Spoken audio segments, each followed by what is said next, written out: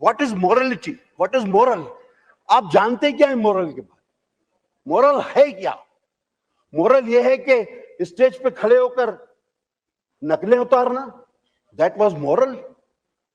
آپ ساری رات ڈانس کروانا اور تسبیح ہاتھ میں، یہ مورل ہے. اور اگر آپ کو کوئی کہے کہ آپ نے یو ٹرن لے لیا تو کیا یو ٹرن لینا سیاست میں ضروری ہے؟ جھوٹ بولنا تو ضروری ہے.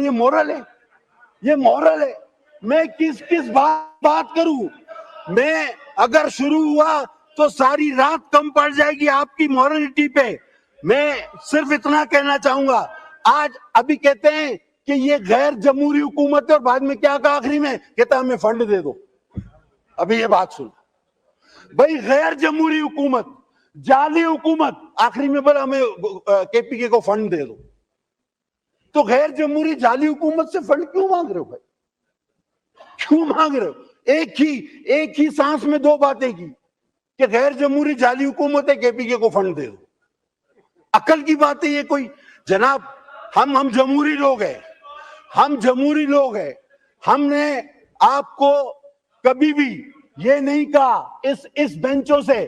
آپ کو یاد ہوگا، ان دوستوں کو یاد ہوگا کہ ان کی حکومت میں ہر دوسرے دن سندھ کے لیے گورنر راج کا نعرہ لگتا تھا. ہر ممبر کھڑا ہوتا تھا، ہم سندھ میں گورنر راج لگائیں گے. ہم آج بھی کہتے ہیں کہ وہ بات بھی غلط تھی، اور اگر آپ کے صوبے میں کوئی اس طرح کی بات کرتا ہے تو وہ بات بھی غلط ہے. ہم آج بھی یہ کہتے ہیں ہم جمہوری لوگ ہیں. لیکن کیا آپ نے اپنی اس غلطی کو اسٹیج پر مانا ہے کہ ہم یہ گورنر راج کی جو آپ کو دھمکیاں دیتے تھے وہ غیر جمہوری تھا؟ ہر آدمی روزانہ دھمکیاں دیتا تھا. ہم نے آج تک نہیں کہا. ہم ہمیشہ جمہوریت پر یقین رکھتے تھے، رکھتے ہیں اور رکھتے رہیں گے، کریں گے. اب آپ کی سیاست اللہ اکبر، اللہ اکبر، اللہ. میں ایسی بات کی ہے، آپ تقریر میری ریکارڈ پر ہے، میں نے کسی کو یہ نہیں کہا کہ کوئی ڈانس کرے. میں نے کہا آپ ساری رات ڈانس کرے. میں نے کسی پارٹیکولر کے لیے نہیں کہا. وہ مجھے پتا ہے کہ کوئی بھی بہانہ کر کے انہوں نے بھاگنا ہے، اور انہوں نے سچ برداشت نہیں ہوتا نا، سچ برداشت نہیں ہوتا. مجھے پتا ہے کہ انہوں نے بھاگنا ہے، کوئی بھی بہانہ کرنا ہے، تو یہ مجھے پتا ہے. اب ان کی سیاست کیا رہ گئی ہے وہ مجھ سے آپ سن لیں. ان کا ایک ہی ایجنڈا ہے کہ اداروں پر حملے کرو، معیشت پہ حملے کرو. جب بھی آپ دیکھیں کوئی معیشت کی ایکٹیویٹی اس ملک میں ہوتی ہے تو ان کی ہڑتال کی کار آ جاتی ہے. یہ چاہتے ہیں کہ یہ ملک دیوالیہ ہو، خدا نہ خواستہ میرے ملک کو نقصان پہنچے، اداروں کو نقصان پہنچے. اور ان کا مسئلہ صرف ایک ہی ہے کہ ان کو پتا ہے کہ لوگ دنوں میں ان کو بھولتے جا رہے ہیں. پاکستان آگے بڑھ رہا ہے. پاکستان کی لیڈرشپ بلاول بھٹو چیئرمین کی صورت میں آگے بڑھا رہی ہے اس کی لیڈرشپ، اس کو لے کے. ابھی تو اس کو بانگ کے آیا تھا میں، پھر کھول دیا.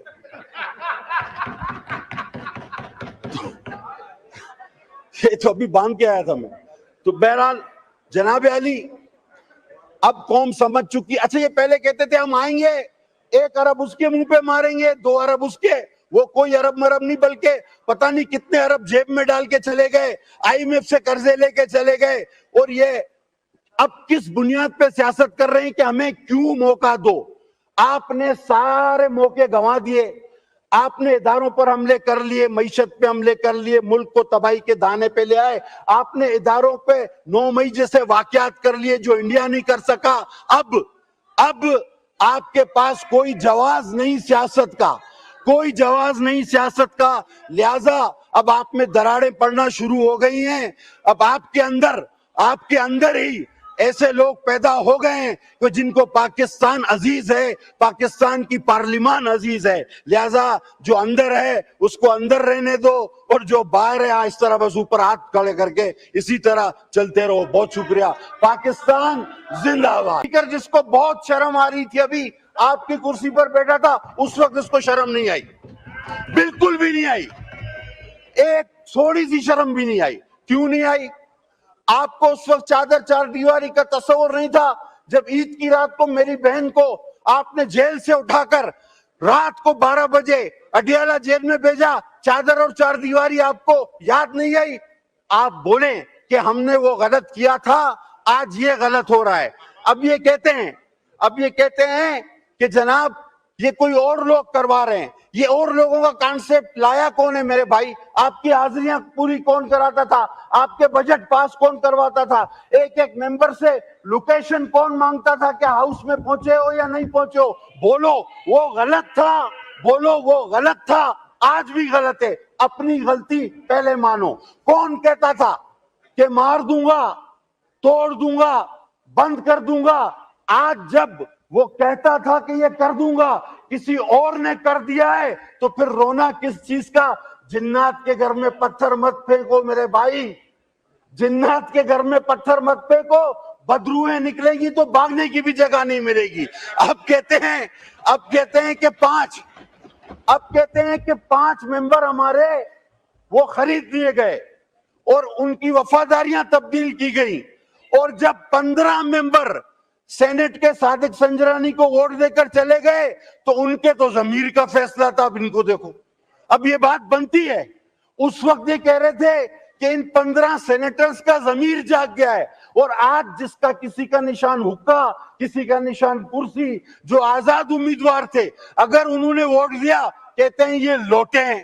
اور وہ 15 سینیٹر 15 جو سنجرانی کو ووٹ دے گئے, گیلانی صاحب کو وہاں سے ہروایا گیا, وہ ان کے ضمیر کی آواز تھی.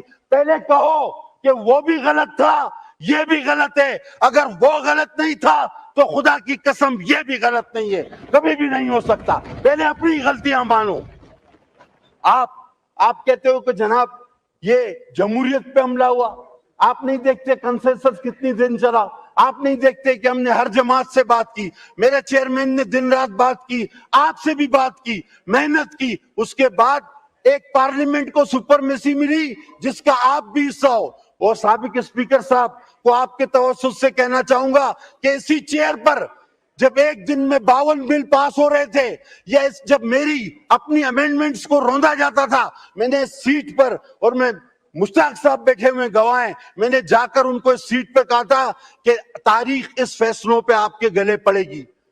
آپ کو وہ وقت بھگتنا پڑے گا کہ جب آپ کو بھاگنے اور چھپنے کی جگہ نہیں ملے گی. آپ 5 کی بات کرتے ہو, آپ 5 کی بات کرتے ہو.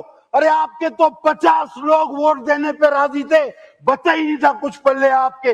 آپ میں تو دراڑیں اتنی ہیں, اور جو آپ اچھل کر شور کرتے ہیں, جو 2-4 لوگ, کبھی پارٹی ان کو نہیں مانتی تو کبھی پارٹی کو وہ نہیں مانتا, کبھی پارٹی کہتی ہے کہ میرے اس سے کوئی تعلق نہیں, کبھی کہتے ہیں کہ ہمارا سے. ان کے اندر تو دراڑیں اتنی ہیں